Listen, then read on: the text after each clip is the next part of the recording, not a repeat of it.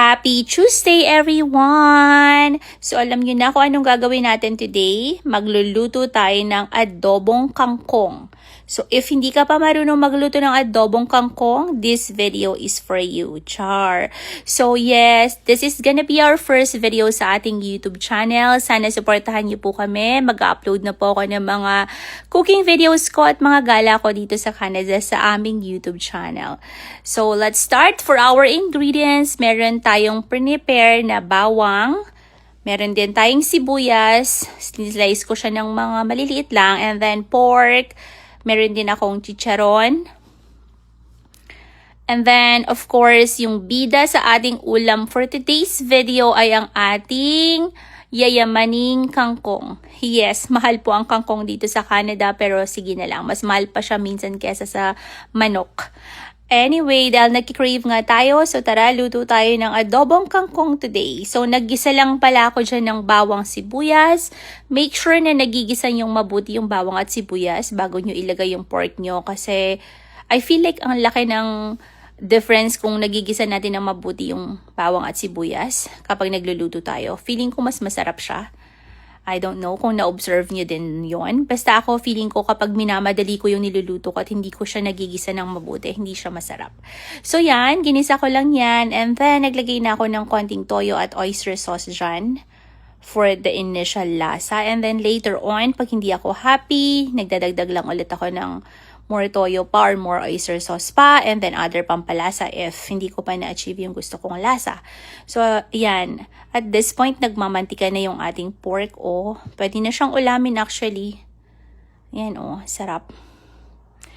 Yan.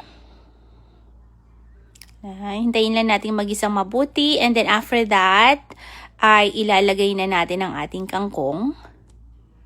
Yan. Mukhang ang dami ng kangkong ko pero ang konti lang yan nung naluto ko. Parang maliit na bowl lang yung naluto ko.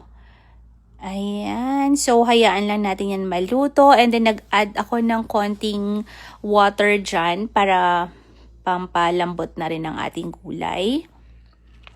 Tapos, hayaan nyo lang maluto. After a few minutes, magiging ganyan na yung itsura niya. Haluin nyo lang. And then, tikman nyo lang kung anong kulang sa panlasa nyo. If you need more toyo or more oyster sauce, then lagyan nyo lang. Ako naman kasi pag nagluluto ako, wala naman akong exact measurement. So, depende na lang sa panlasa nyo. And then, naglagay na rin ako ng chicharon. Yung chicharon na yan, natira pa yan nung nagluto ako ng munggo, nagluto ako ng palabok. So, yan. Yan na lang yung natira. So, nilagay ko na lang din dyan para mas masarap. Yan. So, halo-haloin nyo lang yan. After few minutes, maluluto na rin yan. Then, bago nyo i-serve, lagyan nyo ng suka. Kasi, syempre, hindi kompleto ang ating adobong kangkong kung wala siyang suka. So, lalagyan nyo ng konting suka. And then, after nyo ilagay yung suka nyo, huwag nyo siyang haluin. Yan. Hayaan nyo lang siyang maluto. Mga after 2 to 3 minutes, mapakukulo na yan, maluluto na yung suka, tsaka nyo siya haluin. Ayan. So, at this point, malapit nang maluto yung ating adobong kangkong. So, simple lang magluto ng adobong kangkong, 'di ba? Yan na, luto na, may ulam na tayo, 'di ba? Yan, nag-garnish lang ako dyan ng ground pepper nung bago ko siya i-serve. Tapos, para may partner yung adobong kangkong natin, magluluto din pala tayo ng tuna. May frozen tuna ako dyan. Parang 800 grams yan. 5 slice yung laman niya. So, 3 lang yung niluto ko kasi hindi naman din namin mauubos. Kasi 3 lang din naman kami.